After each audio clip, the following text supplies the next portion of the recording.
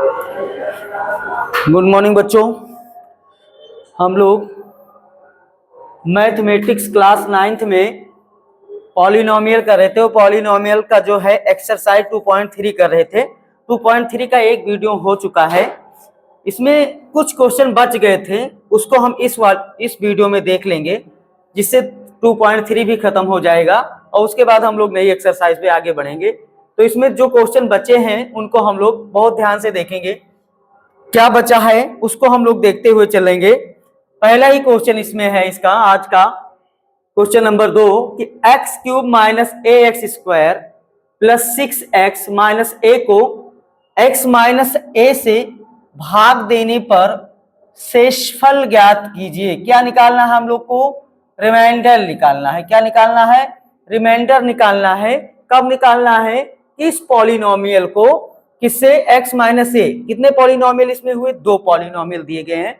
एक आपका ये, इस वाले को x माइनस ए से भाग दिया जाए तो शेषफल क्या आएगा, वो चीजें हमें यहाँ बतानी है। तो देखो, जो पॉलिनोमियल हमें दिया है इसको लगाने का, आप इसको भाग देकर भी आप इसको लगा सकते हो और शेषफल प्रमेय का प्रयोग करके भी हम इसको लगाएंगे। तो चलो आज हम लोग शेषफल प्रमेय से देख लेंगे, क्योंकि भाग देने वाला तो हम लोग देख लिए हैं। शेषफल प्रमेय का भी यूज करना हम लोग जाने, ये ना हो कि हाँ नहीं जाने। तो देखो, 2 बहुपद दिया है, तो मान लिया जाए जो बहुपद दिया है, एक पहला p ऑफ x दिया है, तो p ऑफ x की जो वैल्यू है वो क्या है? X cube minus A X square plus 6 into X minus A, ये है। और ये दूसरा वाला मान लो कि जी एक्स, क्या है? जी एक्स। अब ये क्या दिया है? x माइनस ए। क्या दिया है? x माइनस ए, अर्थात पी एक्स को जी एक्स से डिवाइड करना है और डिवाइड करने पर ये देखना है कि शेषफल क्या बचेगा। शेषफल क्या बचेगा? अब देखो, जी एक्स से पी एक्स को डिवाइड करना है, तो यहां अगर हम देखा जाए तो जी एक्स अगर 0 शेषफल आ गए तो इसे कह सकते हैं कि x माइनस ए जो है इसका एक गुणनफल है। लेकिन यहाँ हमें ये चेक नहीं करना है, गुणनफल वाला नहीं, हमें शेषफल प्रमेय का यूज करना है। तो देखो, पहले x माइनस ए, तो x माइनस ए से हम इसके शून्यक निकाल लेंगे। क्या निकाल लेंगे? शून्यक निकाल लेंगे, अर्थात जीरोज निकाल लेंगे। तो जीरोज निकालना होगा, तो हम इसको क्या कहेंगे कि x माइनस, इसलिए कह सकते हैं, क्या कहेंगे, इसलिए x माइनस ए बराबर हम लोग क्या करें? 0। क्या करें? 0। तो x की जो वैल्यू है वो क्या हो जाएगी? a। अब इस वाली वैल्यू को भैया, इस वाली x के स्थान पे पहले वाले बहुपद में हम लोग रख देंगे। अर्थात कह सकते हैं कि जो px वाला बहुपद था वहां x की वैल्यू क्या रखेंगे? a रखेंगे। कहां से? x माइनस ए से। ठीक है, तो हम लोग क्या करेंगे कि p ऑफ x में, p ऑफ x वाला जो हमारा बहुपद है, ध्यान दीजिएगा, इसमें हम यहां पर ही देख ले रहे हैं, तो x के स्थान पे रखेंगे। अर्थात कह सकते हो कि बहुपद x बराबर, देखो लिख लो, x बराबर a, बहुपद p ऑफ x में रखने पर क्या करें? x बराबर a। अब x बराबर a रखेंगे तो यहां भी क्या हो जाएगा? p ऑफ a हो जाएगा। p ऑफ a हो जाएगा। p ऑफ a, यहां देखो x के स्थान पे क्या रखोगे? a, तो a क्या बनेगा? a का क्यूब, फिर माइनस a इंटू a का स्क्वायर, यही तो। फिर क्या बनेगा? प्लस 6 इंटू a और फिर माइनस a। ध्यान दीजिएगा, अब a का क्यूब तो ये ऑलरेडी पहले ही हो, यहाँ देखो a इंटू ए स्क्वायर, ये भी क्या बन जाएगा? a क्यूब बन जाएगा। प्लस देखो 6 इंटू a का गुणा होगा तो ये 6a हो जाएगा, फिर ये माइनस a। ध्यान दीजिएगा, जितना प्लस उतना माइनस, जितना प्लस उतना माइनस, मतलब क्या? कुछ नहीं, मतलब ये इससे कट जाएगा, क्या हो जाएगा? 0 हो जाएगा। अब देखो क्या बचा? ये 6a बचा और यहाँ a बचा, तो 6a में से अगर a के गुणांक को करते हैं गुणांक, यहाँ गुणांक 6 और यहाँ गुणांक 1, तो 6 में से 1 जाएगा तो कितना बचेगा? 5। अब ध्यान दीजिएगा, यही आपका क्या हो गया? शेषफल हो गया। अतः हमारा जो शेषफल है इस बहुपद में, अर्थात X cube minus X square plus 6x minus A को अगर x माइनस ए से क्या किया जाए? डिवाइड किया जाए, तो शेषफल क्या आएगा? 5 इंटू a। अतः जो शेषफल बनेगा, अतः शेषफल क्या होगा आपका? शेषफल 5a होगा। क्या होगा? 5a होगा। यही चीजें हमें बताना था कि इस वाले बहुपद को अगर x माइनस ए से डिवाइड किया जाए तो शेषफल क्या आएगा? तो यह शेषफल प्रमेय से हमें इसको निकाला गया। किससे? शेषफल प्रमेय से। तो 5 × a हुआ। अब हमें देखो एक और क्वेश्चन देखेंगे, क्या है? जांच कीजिए कि, क्या? जांच कीजिए कि 7 + 3x, 3x³ + 7x का एक गुणनखंड है। अब ध्यान दो, गुणनखंड कब होगा? गुणनखंड कब होगा?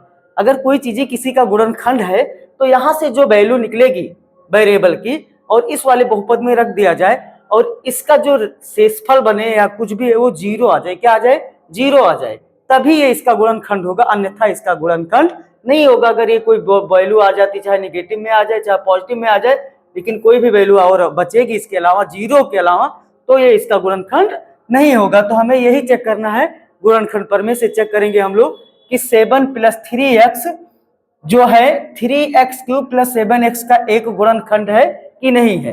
तो देखो 7 + x क्या दिया है?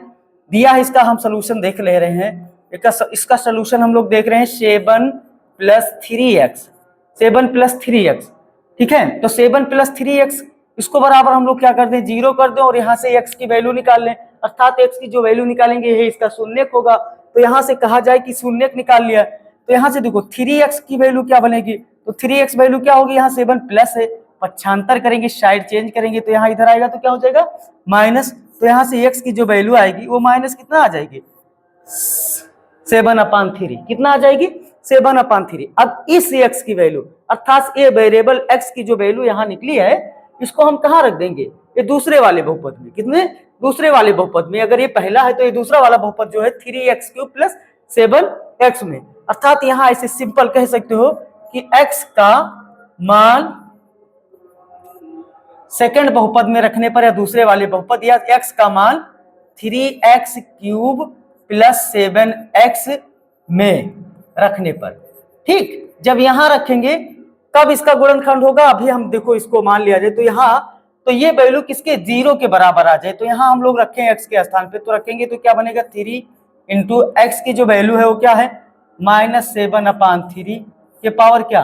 3 प्लस 7 × -7/3, यही तो बनेगा। x के स्थान पे रखना है। अब ध्यान दीजिएगा, यहाँ देखो 3, अब 7 का जो क्यूब है हम लोग निकालेंगे। 7 का क्यूब कितना होगा? 7 × 7 = 49, 49 का कर करेंगे तो 7 × 9 = 30 और 7 × 4 = 28 से 6 = 34, 343। कितना?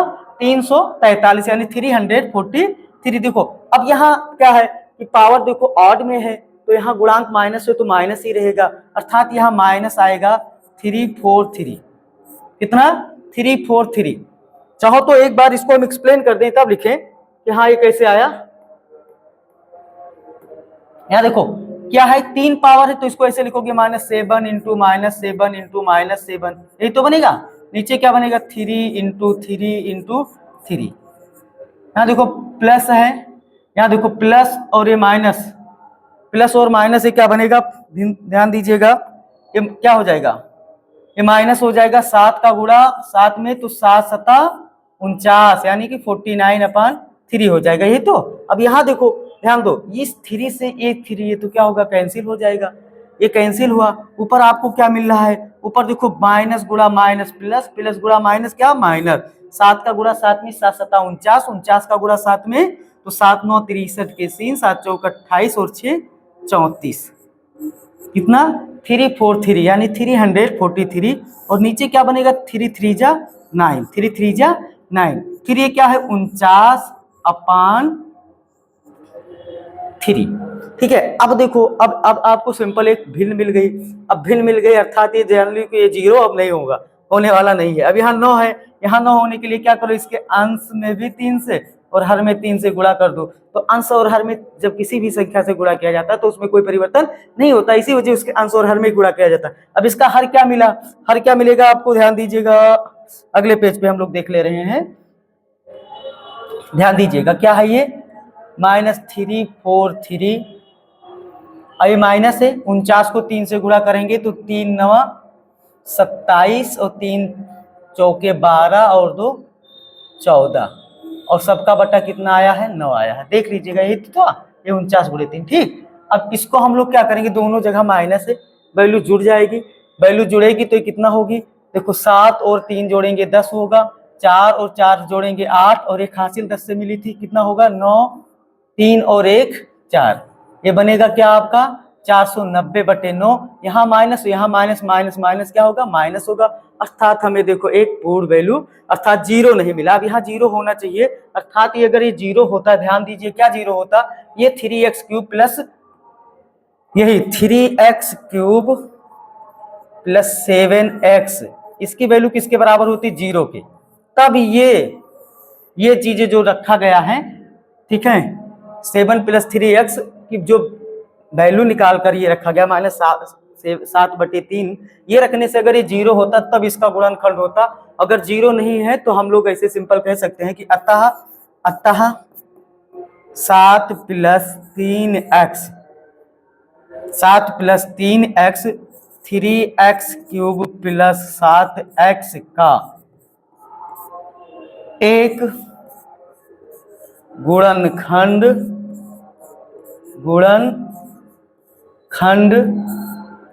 नहीं है। क्या है?